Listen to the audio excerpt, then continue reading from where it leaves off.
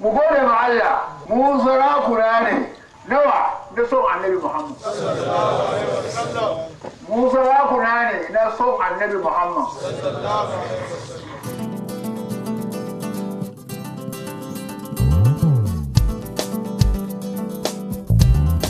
ceto na wurinka aljanna tana wurinka duk wanda ya bi ka aljanna za yi kwana duk wanda ya kika kiyama zai ci duka jahannama za ta dauka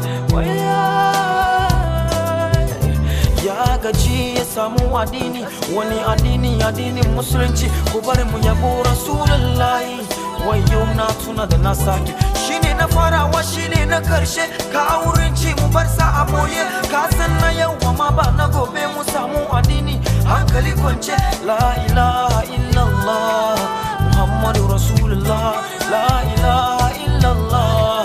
muhammadu rasulullah na doki raina da zuciya na bisa don manzon Allah shi ke da ceto mai kyau Muhammadu sallallahu alaihi wasallam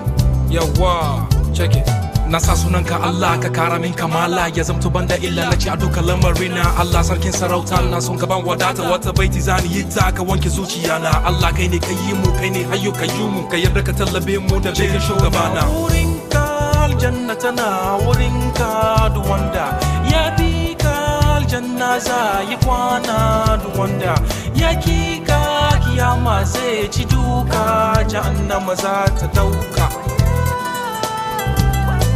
ceto na wurinka aljanna tana wurinka duk wanda ya bi ka aljanna za yi kwana duk wanda ya kika kiyama zai ci duka jahannama baka ci bane Muhammadu Rasulullahi ya habibi aske mai aska taularuwa a rakacin samun ka zamo al'umman karshe Allahu Akbar